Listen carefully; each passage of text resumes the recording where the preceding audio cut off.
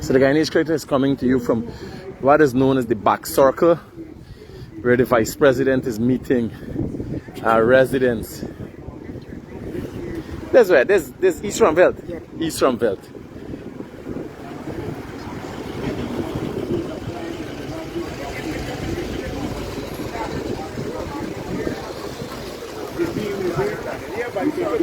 So the Vice President is telling people anybody apply for house lot before 2019 could go immediately and get there. He's the head of theater.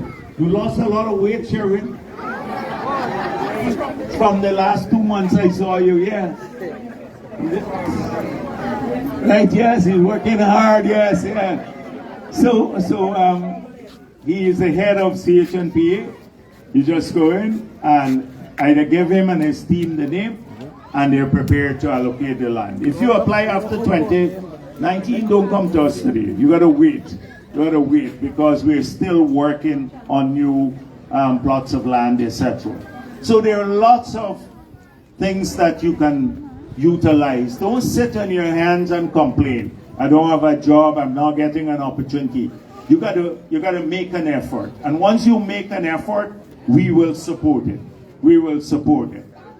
So I'm not going to make a long speech today. I just wanted to talk to you a bit, listen to you. I have to go to West Rumbelt. I go to Alexander Village later this evening because we're working across the other areas too. And I want to also take that message. But I'm here to listen basically with the ministers if there is any concern you have. If you have a personal problem, you don't have to bring it up here. I have some of my staff with me, and they will take this young man here and Steve. They can work. Just go across there, give them your name and number. You'll get a call from the office of the president next week to explain in greater detail what the issue is. So you don't even need to explain now. So don't bring up too much of the personal issues here. If you want my help, NIS. Some people don't get their NIS on time. They have issues with the police, work permit, all sorts of things. Please give them the details here. Outside of that, you're free to raise anything. Anything. Huh? Oh, the people from the container city too, if they want to raise anything, I already sent in the engineers there, so they can raise issues there. Yes, okay. So they are free to raise any concern you have. Right, thank you. So I'm not going to make a long speech here. Yes, please. Right, good afternoon. See if we can get a microphone across the...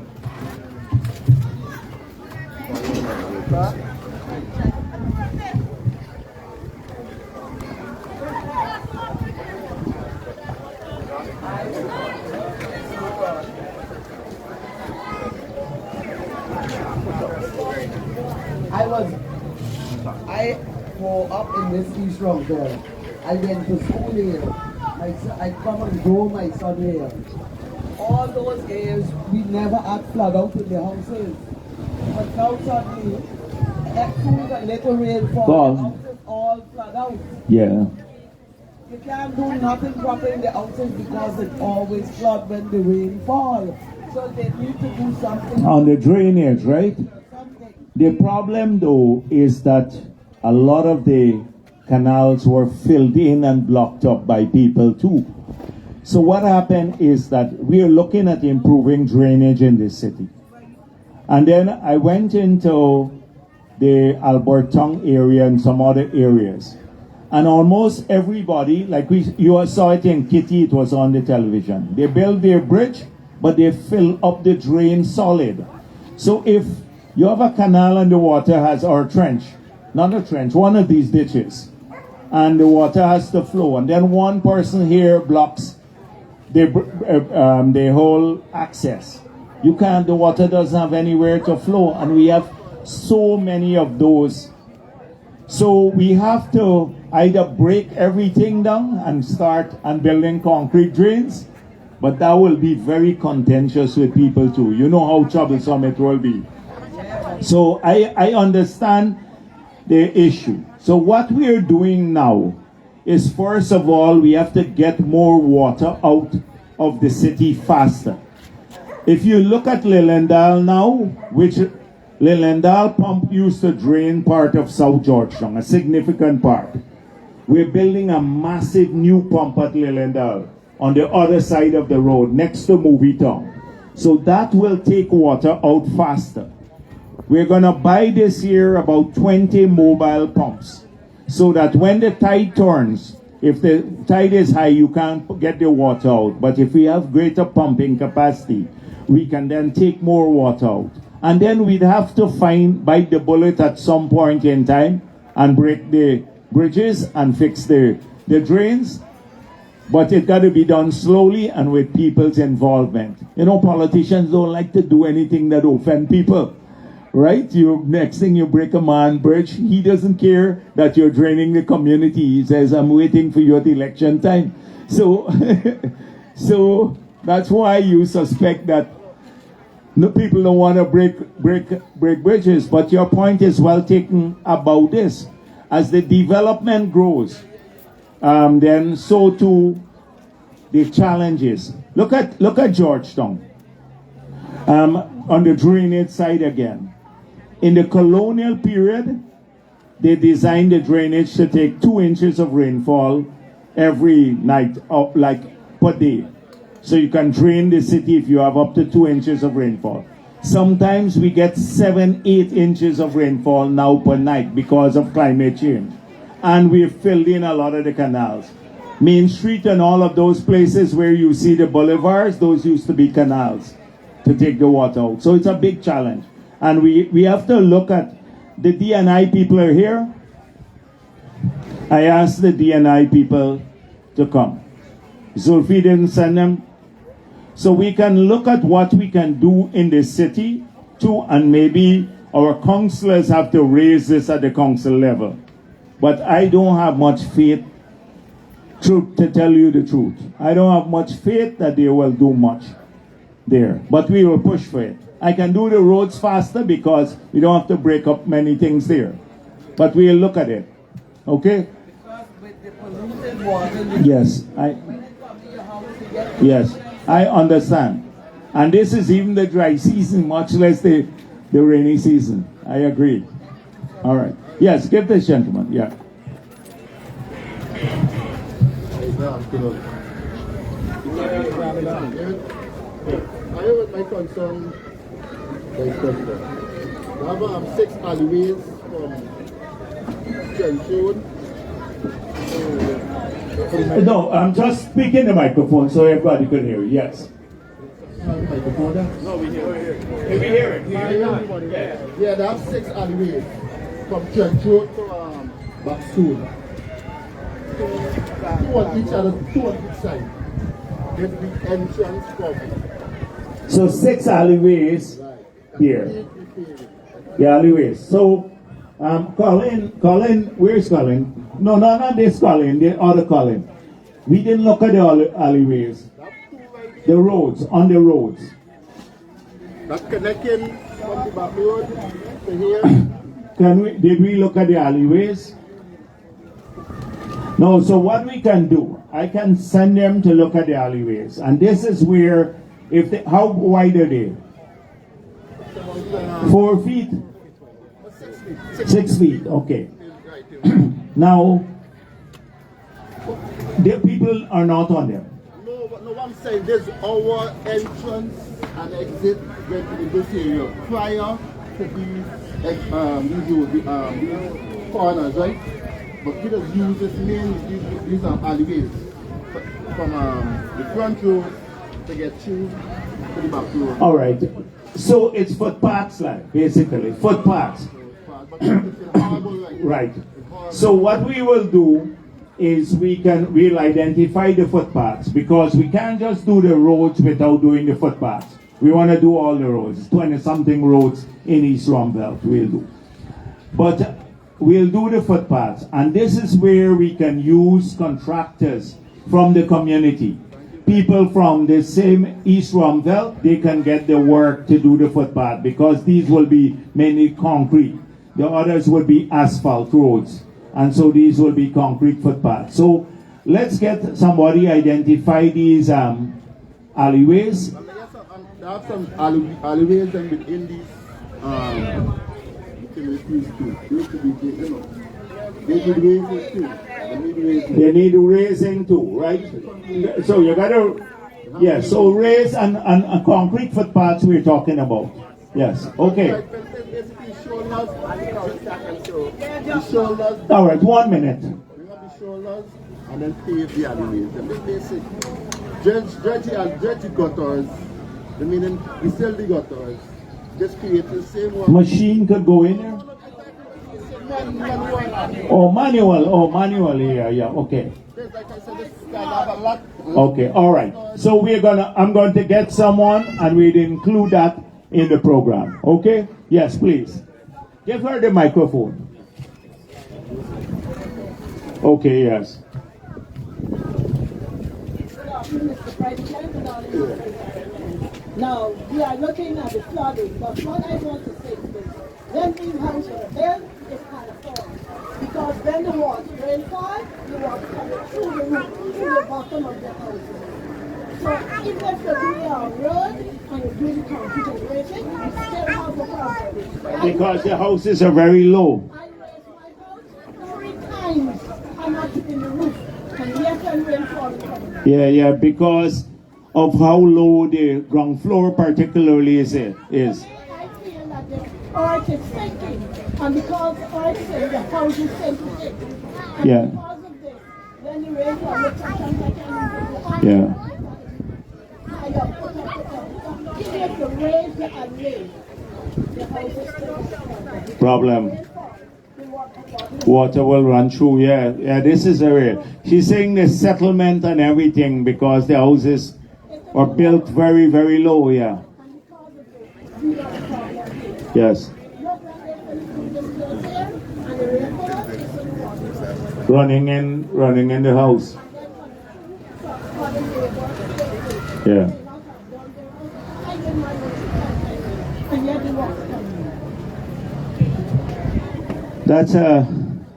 That's I don't know how we solved that one. Yes.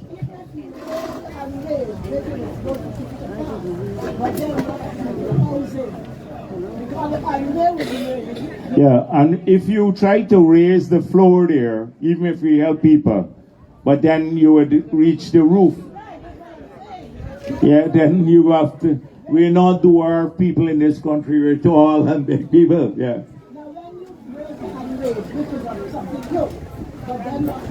Yes. He's saying it's good to raise the alleyway, but then it would affect even the houses too. So this is something else. Eventually, I don't know.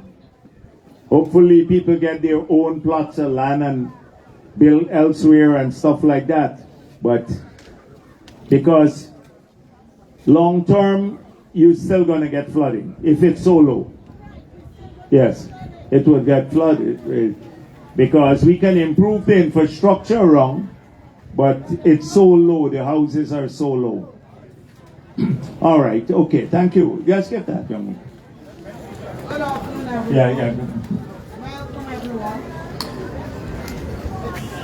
Exclusive, Mr. Javier.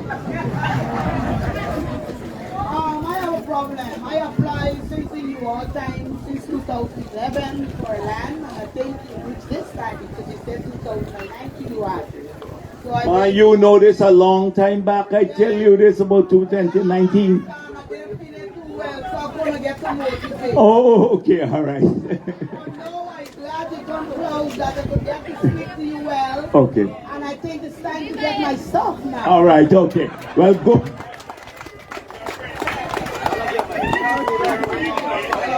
To deal with now, all right? Thank you very Okay. much. All right then. Right, good job. Right. Sherwin. What about the people from Container City? Anyone here? Anyone wants to bring anything to my attention? So I sent in Indar and Kwame, and there we're gonna do some road right there. What are we gonna do in Container City? Mic check, 1, 2. Sound Sound. All right, so because it's on a reserve, so we may have to do a footpath or something like that there. Okay. So we're going to do something to improve Container City. But you know, when I met with you all at the office, I told you about what's happening there because it's a reserve next to a trench. And so we try to improve it. But ultimately, people would have to get plots of land and build elsewhere. And we'd have to work with you because you don't want them living on that reserve their whole lives. That they would have to get plots of land elsewhere, right? So, but we're going to come in and do something. That's why I sent in the 2 ministers. And I'm going to call in. You can go in there too and check it out for me. He went in with you? Okay, well then take... The road people will go in. But is there anything else on Container City that you want to raise? I'll drop by. I'll drop by a day too. Maybe this afternoon, if I have time, I may walk over there. Right. Yeah. Good afternoon, Mr. President. Good afternoon, everybody. Right. I'm one the fire victim that the tree house burned. The man that set this fire, the man that set this house on fire, presently is on the road, right? I watch him every day, watching my home flat. I just want to know forward, like what kind of system. So what, the court release him? He's on the road, I'm seeing him. Oh, he's mentally challenged. Oh, okay. Well, the Ministry of Health has to do something about it. They brought him in. Yes, because if he did it once, he's going to do it again. So we need to find a way of addressing this. So let me talk to Frank Anthony about this.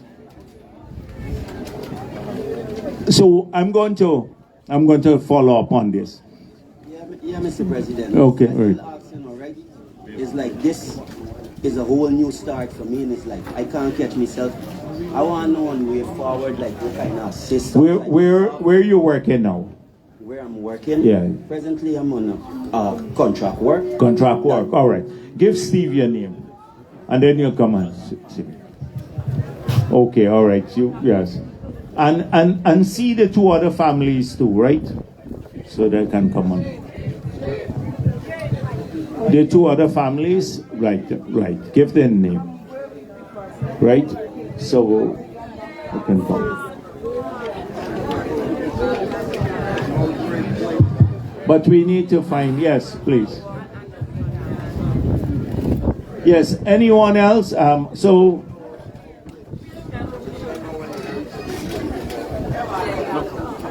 any issue, please, let's come right back there. Give him the microphone. Yeah.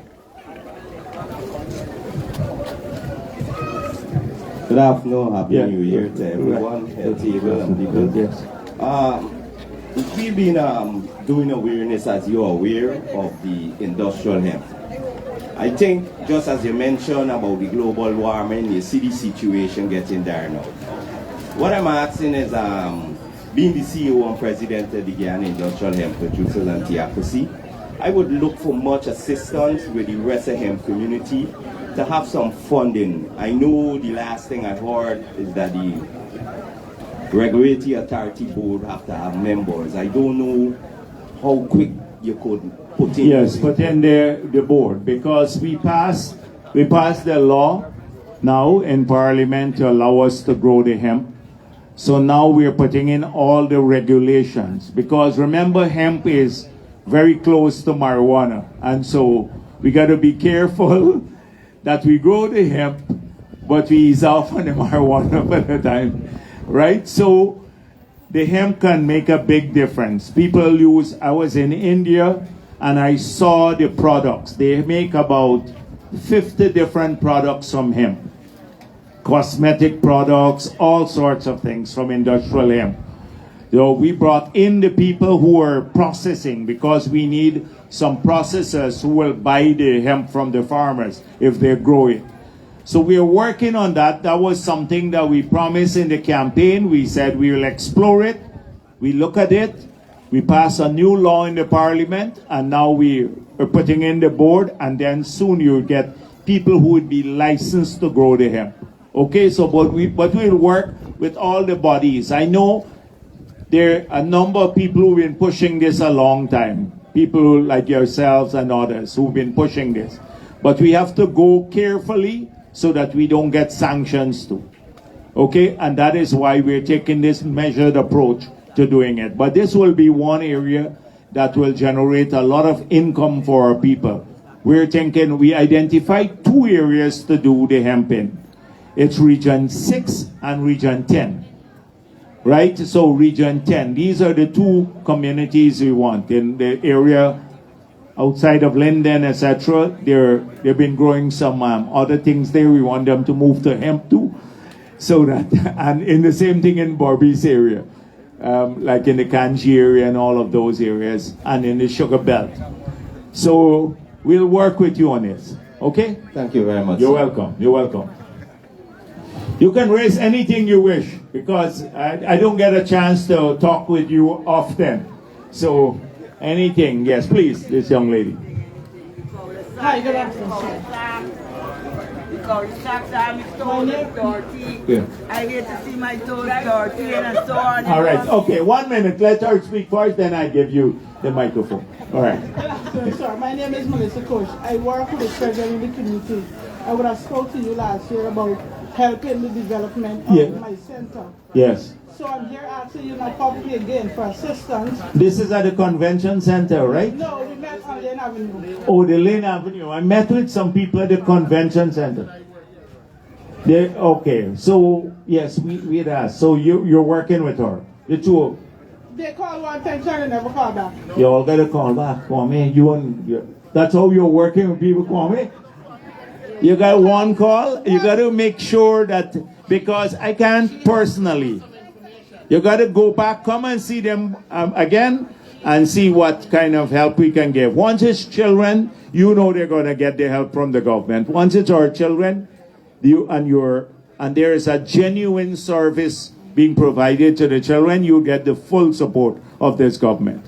The full support of the government. So please make one other effort to work with them. Kwame, and did they ask you to send them some info? Yes, I did all of that. And you sent it? I did all of that. To whom did you send it? Kwame, secretary called, and I gave her all the information. Then I called back. I called McCoy. 5 times. McCoy. McCoy is a busy man, in the government too. Yeah, all right, follow up. Tired, so I'm here. All right. Again. Yes. Yeah. Yes, sir. I'm here concerning the cul-de-sacs them. Okay. I live in Mango Lane. Sir, and I hate to see sometimes I gotta go out, I gotta walk in high with these sand. They came already and they said, "Okay, come What? back." This sand? The sand in the cul-de-sacs, them the roads and do there. Well, to by Mango Lane, they just do the main, but then do the cul-de-sacs. How far? Right behind you, there, behind you. Okay, all right. So I'll let them look at the cul-de-sacs too. Yeah. Right, so this, all right. We'll look at all of them too. Okay, sir, thanks. Right, okay. How many cul-de-sacs you have? Only one here. No, her alone, the whole area. Right. I know, this girl is wicked. You're a wicked girl. She said only one the lady have. You hear? The wicked girl. Excuse me. Good afternoon, Mr. Jagir. Yes. The cul-de-sac that she mentioned, for years now, people keep coming and saying they're going to do it. All right, I'm now, if I promise it, I'm coming back to check it later. Okay? All right, so don't worry with that. If the people promise, when I make a promise, it's different. Well, it's either I get it done or not. If I can't do it, I tell you right at the beginning. If you know throughout my career, that's how I am. Your word is your credibility. Right, yes. Okay. Right. Well, you mentioned recreational facilities for kids. Yes. What's some of the plans with your recreational facilities? So I told you that last year I asked the Ministry of Youth, Sport and Culture to come up with all the grounds in the city. The small and the larger ones. They came up with 34. I then, at the convention center, met with community groups from all of these 34 areas where the grounds had been identified. And we have started the rehabilitation already. So the idea is to complete those 34 grounds, raise them. Norton was even complaining, he put on his page that the sand was blocking the road. The contractor threw the sand on the road in South Rumbelt while he's fixing the ground. And we had to respond to him too. So the growth, once they're done, we'd fence them, put in a facility where people can walk in the evening on some of the grounds, the bigger ones, because the smaller ones you don't have enough space to do that. And then lighting, so that in each area they would have this. For example, I know South Rumbelt would have about three grounds that are being fixed in South Rumbelt. I don't know in this area. East. It's been done. It's already started. So they said it started here too. So all of these grounds would be done. We want to complete these 34 first for the whole city, from Agricola all the way to Lilendal. And then we can look at smaller things, like how we have a tarmac here. We can do the smaller things later for the other areas. But that's our plan for sports. Okay. Good afternoon, each and everyone. All right, 1 minute, all right, I'll come back to you just now. I'll come back to you when I give you the microphone. Yeah, please. Yes, I'm speaking on behalf of the school children going to East Penitence and other schools. They cannot walk on the bridges because they're all dislocated. This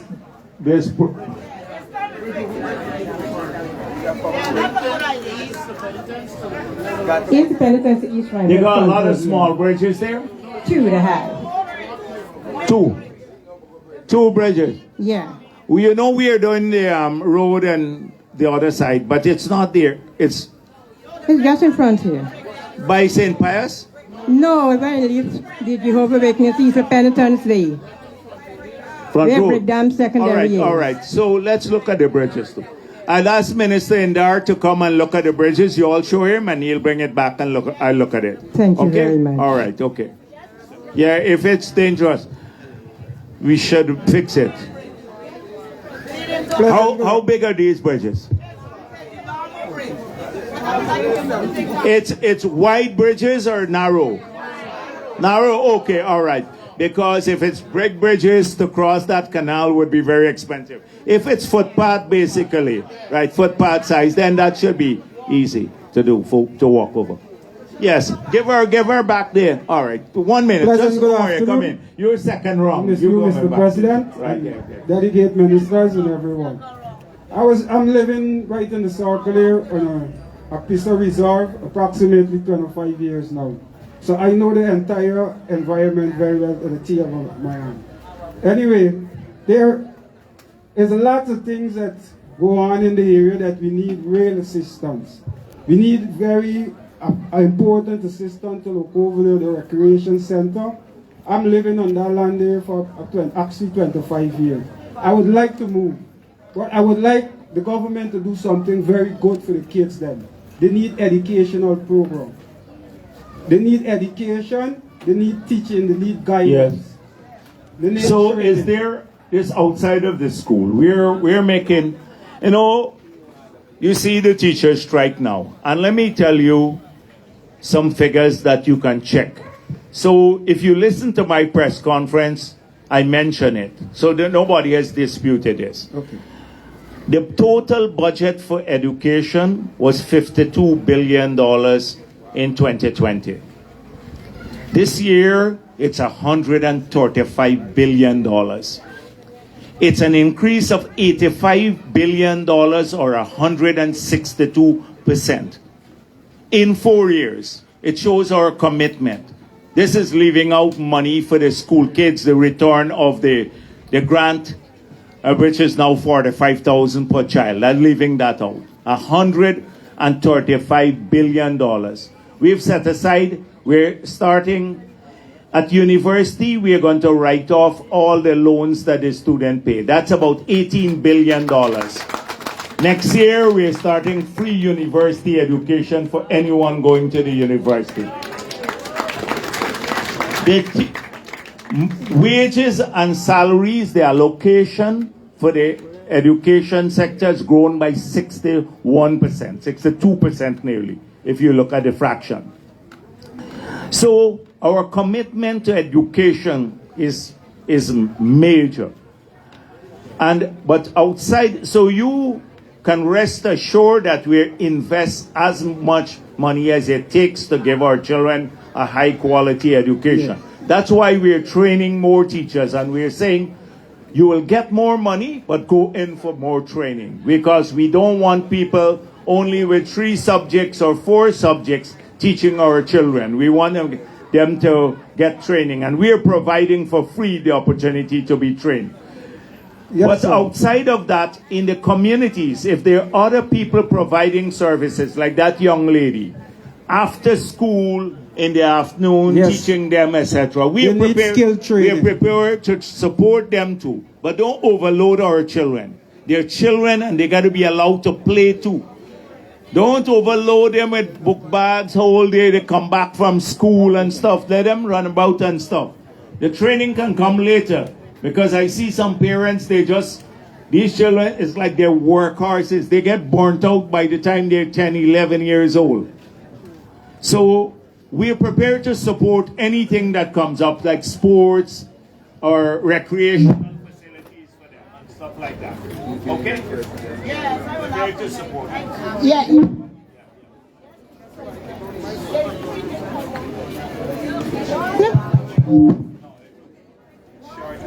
It's short. In one gets wireless, that happens.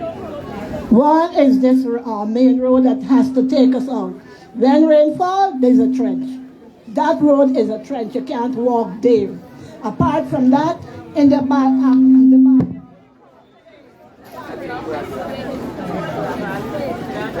you go to the place, pack up, the rainfall, and the water can't go nowhere.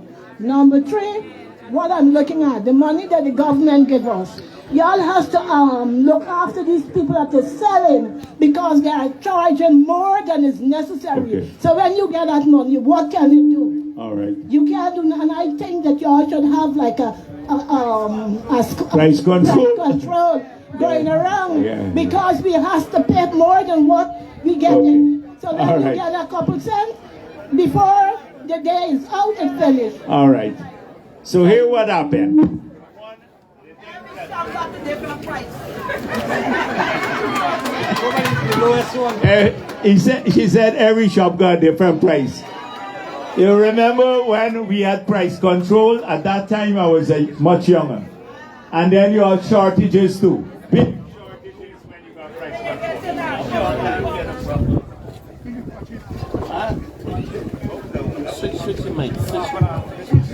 Yes. So this price control thing, we have to be careful. But we can't also, if you're saying that people throwing garbage at the back, they got to start, if they live in the communities, they can't be throwing the garbage there and living right there. There's very little that governments can do about those things. The community got to look after those things. Governments can't do everything. People also have to, in their own communities, be supportive. You got to keep the place clean, look after the children, look after each other's children. This is how it goes. So, but they, you know, the cost of living is an issue too. We've been trying to keep the cost of living down. When you look at the subsidies, electricity prices now, next year will come down by 50% because we are building that gas to energy project. But just to keep the price at where it is now, we're subsidizing the power company because the price for fuel went up globally. So there are lots of things that you don't see. There was a 50% tax on gasoline and diesel. We removed that. So that when you go to the pump now to buy gas, if you have a car or anything like that, you don't see the subsidy, but there's a big subsidy already there. So we've been trying to manage through this because globally, after the pandemic, after the COVID pandemic, a lot of prices started going up because of shortages globally. And the supply chain never really recovered from COVID. When we got into office, the first year and a half was very tough for us because we had to try to get jobs going back again. We had lost a lot of jobs, and to deal with the COVID. Remember, we couldn't even come out, people couldn't walk and all of that. We had a tough year and a half, 2 years of the 4 years or so we've been in office, just so under 4 years. So I think we've managed to come past that. We're generating more jobs now, like 50,000 jobs. We moved from everybody looking for a job now to labor shortages. If you look at construction now, you can't find workers in many places. So once we keep this up, it's going to change. And then the pensioners too. We promised to double old age pension in the 5 years. It was $20,500, and we said by 2025, the 5 years, it will be $41,000 per person. That's old age pension. Just doubling old age pension alone, guess how much it costs you? Nearly $20 billion more per year, because we have 74,000 pensioners. So just imagine doubling their pay. That costs nearly $20 billion more for us to do that. So it might look a little small at the individual level, but when you look at it, every year now, $100 US dollars more per month. That's $1,200 US dollars more per year. That's 200 and something thousand more per year the pensioners will get. That is how you work it out, and you multiply that by 74,000 pensioners, then you see how much it costs the Treasury. So people say oil and gas money, we're not getting it. And we pointed out this year, we're bringing in the budget 1.5 billion US dollars from oil and gas. That's 300 billion Guyana dollars, 1.5 billion US. Wages and salaries in the public sector is about 120 something billion dollars alone. And when you add pension payments, 40 something billion dollars, you then see that's a half of the oil money for only two things: wages and salaries and pensions. Later, more money will come from the oil and gas sector, but not now, because of the agreement that was signed and because we're now starting to increase production. By 2027, we produce 1.3 million barrels per day. Last year, we were only producing like 300 and something thousand barrels. So it's going to grow steeply, and by 2027, much more money will come in so we can increase. But right now, most of the resources are going to these things, the other areas. You know, I was in one of our strongholds, PPP support area, and the people said to me, since you all come into office, you don't do nothing for us.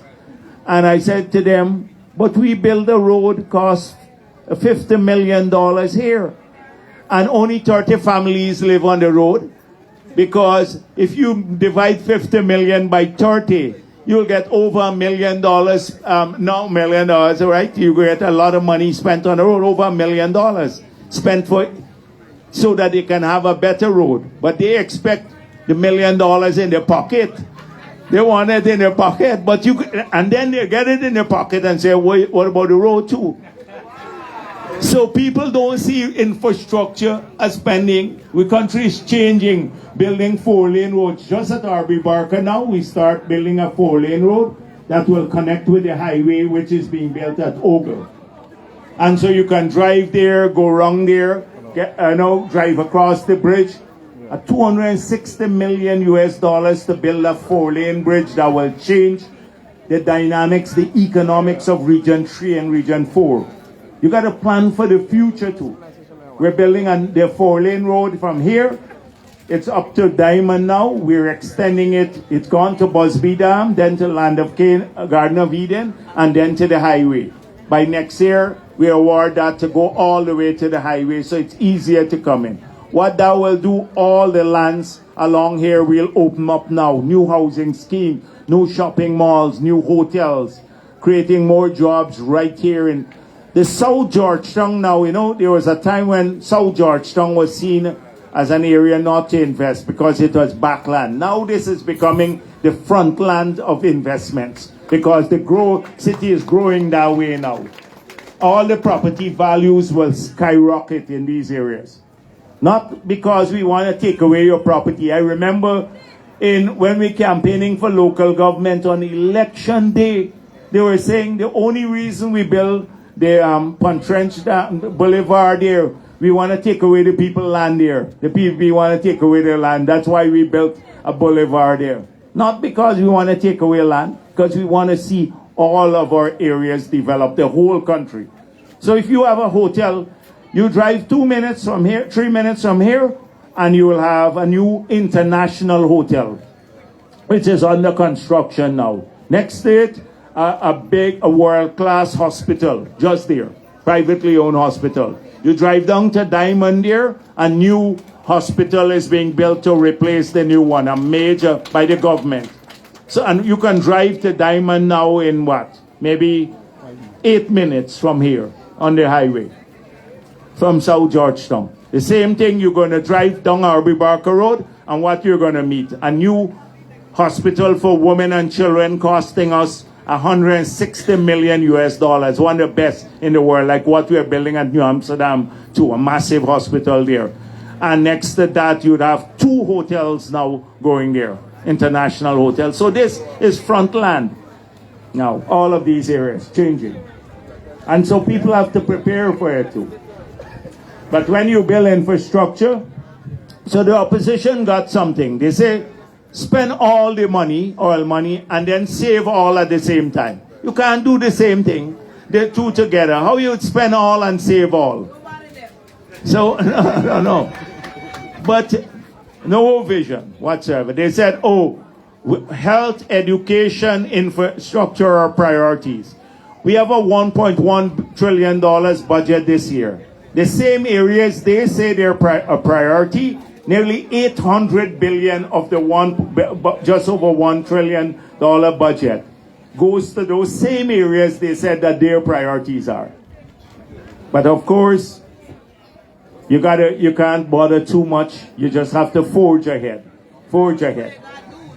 Forge ahead. When you remember when I built the Marriott, they were saying they would turn it into a hospital.